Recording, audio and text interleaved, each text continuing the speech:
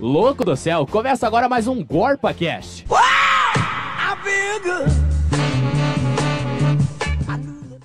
Oi, gente, está começando mais um podcast da Editoria de Saúde Estética. Eu sou Minda Chaves. Oi, gente, eu sou Samile Penteado. Oi, gente, eu sou Alessandra Amaral.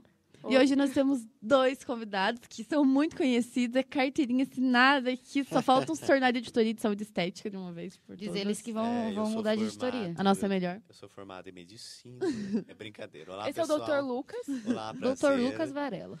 Olá, pessoal, tudo bem? Eu sou o Lucas Hertz, da Editoria de Política.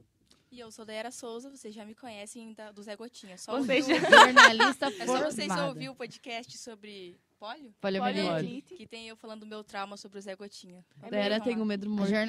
A Dayara é uma jornalista formada, gente. Aí, Dayara, Zé Gotinha, super Gente, mas é assustador aquilo. É o demônio em Você viu pessoa, aquilo que eu te aquele marquei Zé no Instagram? Meu Deus, que Zé Gotinha A fez. Alessandra tá fazendo o meu trauma se prolongar ainda mais. Zé Gotinha super ativa aí, ó. Mas hoje o assunto não é Zé Gotinha. Sobre o quê, Minda? Hoje o nosso assunto é autismo. Os nossos convidados já ouviram falar do autismo, conheceram alguém que tinha? Já. Eu assim, já ouvi falar, mas tinha um filho de um amigo Um filho meu. de um amigo, de um amigo, de um De amigo, um de um amigo. primo meu. Filho do professor meu tem autismo, né? Que ele bom. cuida muito bem do garoto. Olha, eu nunca conheci ninguém que tinha autismo ou alguém que tinha algum parente que tinha autismo. Eu, por incrível que pareça, conheci pela primeira vez uma criança com autismo num sábado que eu estava trabalhando recentemente. É? Mas, gente, o que é o autismo? O autismo, ele é um transtorno de desenvolvimento, onde a pessoa, como se tivesse assim, um déficit de comunicação. Ela não consegue se comunicar normalmente como a gente consegue, não consegue emitir algumas expressões, ou não consegue identificar nas outras pessoas essas expressões faciais, ou pode ser também verbal e não verbal, muitas outras coisas dentro do Existem autismo. vários níveis, a gente vai explicar. Ela acaba tendo alguma coisa ali que faz com que ela não se comunique bem, ela tenha medo, fique retraída, ou se comunique de uma maneira diferente. E isso acaba prejudicando muito na questão, tipo, desde a infância, porque quando ela vai para a escola, ela tem uma série de fatores ali que prejudicam o desenvolvimento dela na escola, com os colegas, por causa da falta de comunicação. Ela não consegue brincar, muitas vezes, com as outras crianças, normalmente, porque ela age de uma maneira diferente. Prejudica a interação social, né? Sim, eu posso dar um exemplo. Até quando eu fazia história, eu acabei fazendo estágio numa escola municipal lá em Mandaguari. E essa escola ela era de tempo integral, então ela atendia tanto os alunos que faziam as classes normais, quanto os da classe especial. E na classe especial tinha um menino que tinha o autismo. Eu não vou lembrar bem qual era o grau do autismo dele, o nível. Mas ele era já um pouco avançado, porque junto com ele na sala ficava uma professora que acompanhava somente ele. Porque, igual a Samili falou, a questão da interação. Em um momento ele estava lá integrado com os outros alunos, em certo momento ele queria estar no canto dele isolado. Não queria falar com ninguém, não queria fazer atividade. Então, essa professora que acompanhava ele ficava estimulando isso. E, assim, ela meio que fazia a vontade dele, porque alguns eles ficam meio agressivos, dependendo do nível de autismo. E ele fixava numa coisa. Se um dia da aula, por exemplo, ele teve uma aula de ciências. Eu lembro de um dia até que ele estava na aula de ciências, logo depois ele foi para a minha sala. E na aula de ciências eles estavam vendo aqueles frascos onde fazem experimentos. Na minha aula, ele ficou a aula inteira desenhando aquilo. Ele ficou uma semana inteira só com aquilo na cabeça. Então, eles fixam uma coisa que eles gostam. Eles temem a repetir coisa. uma palavra. Isso. Se ele viu, tipo, a blusa do Lucas e gostou, ele vai ficar a blusa, e fica repetindo aquela palavra constantemente. Essa questão da atenção... Perdão, Samir, pode falar. Pode continuar. Essa questão da atenção, eu trabalho com recreação infantil, e aí eu tive que cuidar de uma criança só. Tava eu e a Minda, e a Minda ficou, tipo, vamos dizer, com umas 7 crianças, eu tive que ficar só com ela. E ela queria subir escada toda hora, queria subir e descer. Ela olhava pro piano e falava, tia, piano. E engraçado não, é uma coisa que é do autismo mesmo.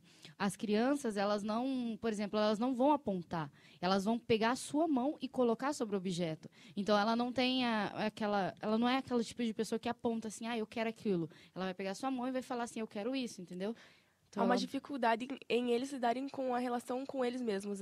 com eles mesmos, exemplo. Se ele quer água, ele vai falar assim, você quer água. Ele não vai falar, eu quero água. Mas eu acho que isso talvez dependa do grau de autismo que a pessoa tem. Sim. E o autismo, normalmente, ele pode ser identificado desde a infância. A maioria dos casos é identificado entre 1 e 3 anos. Existem novas pesquisas que estão desenvolvendo para identificar quando o bebê tem, tipo, em torno de 3 meses, mais ou menos. Mas por causa dessa questão de ser em relação à comunicação, que ele é diagnosticado tão cedo. Porque um dos sintomas é quando o bebê está mamando, está no período ali da amamentação, ele não vai olhar para o rosto da mãe. Ele tem essa questão de se contrair, tipo, não tentar nada com o exterior além dele. O bebê não vai chorar muito, não vai bocejar, não vai responder as perguntas que a mãe faz, sabe? Não vai ter um estímulo-resposta. Por exemplo, você dá um carrinho na mão da criança. Uma criança, tipo, que não tem autismo, ele vai pegar o carrinho e vai começar a brincar com o carrinho normal, rodando o carrinho. E agora, por exemplo, se ele tem autismo, ele vai virar o carrinho de ponta cabeça e vai rodar as rodinhas com o dedinho. Porque ele tem vamos dizer que ele gosta de ver aqueles movimentos circulares várias vezes. São movimentos repetitivos, né? Sim. Eu lembro que quando meu sobrinho nasceu, que nem você falou a questão que é possível identificar quando é bem bebezinho. Mas o meu sobrinho ele tem muita dificuldade na fala. Até hoje ele tem 6 anos, ele frequenta a fono porque ele quase não consegue falar. É muito difícil entender o que ele fala. E quando ele tinha 1 ano e pouco, minha irmã levou no pediatra para ver se ele não tinha autismo. Porque a comunicação dele era muito complicada. Assim, você não entendia o que ele falava, você não sabia o que ele queria.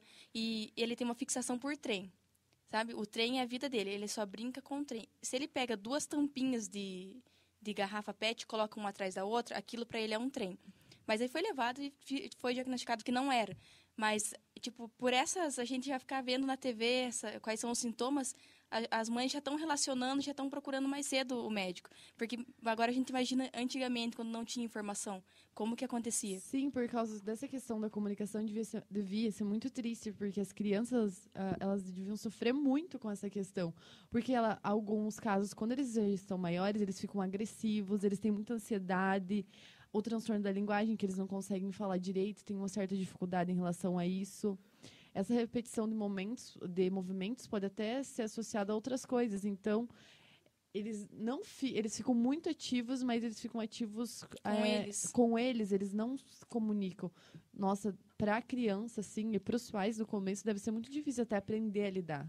Quando a pessoa vai tentar, assim, parar essa repetição de movimentos que a criança está fazendo, vai haver uma extrema dificuldade da criança lidar com isso, porque eles não conseguem lidar com mudança, sabe? É uma coisa muito difícil para eles, traz muito sofrimento. Geralmente eles têm uma rotina, né? Um outro sintoma é que eles têm muita resistência a mudar a rotina dele. Eles recusam provar alimentos novos, aceitar um novo brinquedo, aceitar em lugares diferentes que eles nunca foram.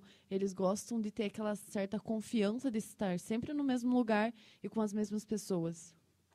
Gente, vocês sabiam que de cada 100 nascimentos, uma criança pode nascer com autismo e que 50% das crianças que têm autismo vem da geração, como que se fala? Genética. Genética, isso, gente. Obrigada. Porque a prevenção, ela não existe uma prevenção, porque são vários os fatores que levam ao autismo.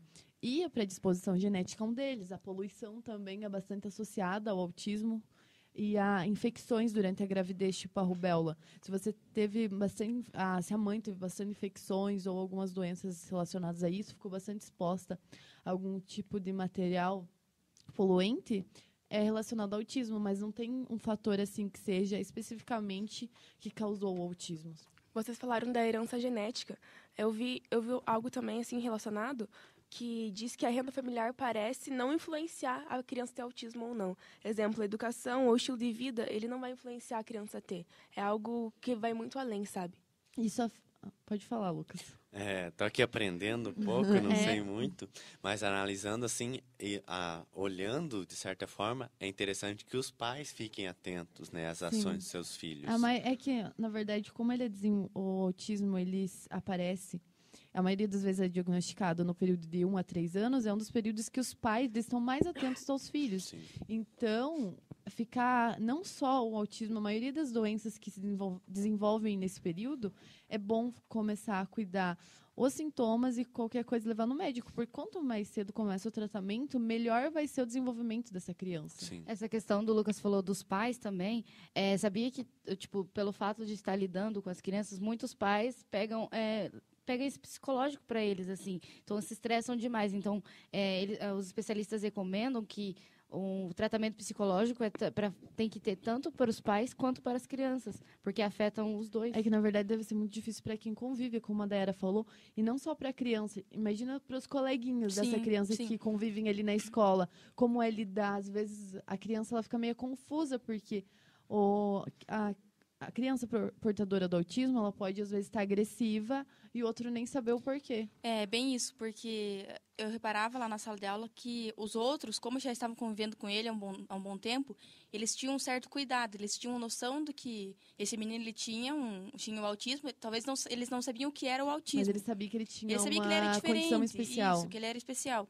E eles tinham um certo cuidado. Então, se tinha um coleguinho que ia mexer com ele, já corria e falava, professora, tal pessoa tá mexendo com tal pessoa, sabe? Sim. Já tinha um cuidado. E é interessante como que hoje as escolas que têm essa questão das salas especiais, que também integram com as salas onde tem os alunos chamados normais, não sei se pode usar esse termo. Acho que... Na verdade, é uma discussãozinha ali, mas... É importante essa integração entre eles, porque para ela não se sentir diferente. Exatamente, porque como são várias fases, é a fase 1, que que ele tem mais dificuldade de comunicação, a fase 2, que vai diminuindo, e a 3, que é a fase que ele tem mais chance, digamos, que não tem uma vida normal, mas ele interage melhor socialmente. Então, ele tem uma condição física saudável, tudo. A única coisa é que ele vai ter uma maneira de se comunicar diferente. Então, se ele for estimulado, por isso a importância de ser diagnosticado desde pequeno, porque se ele for estimulado de maneira correta, esses sintomas vão cada vez diminuir menos. Diminuir menos, óbvio, né? A gente quer diminuir menos. A chance dele viver em sociedade, né, tranquilamente, sem sofrer preconceitos ou se sentir excluído, vai ser bem maior. Ele vai aprender melhor a lidar com o problema dele, porque ele vai ter consciência de que ele tem uma condição diferente e que ele precisa aprender a lidar com isso. Por isso que os pais têm um papel muito importante nessa questão. Porque se o tratamento for muito demorado, essa criança vai criar outros traumas muito maiores, que às vezes nem tem a questão do autismo, mas sim em relação ao convívio social que pode ter sofrido.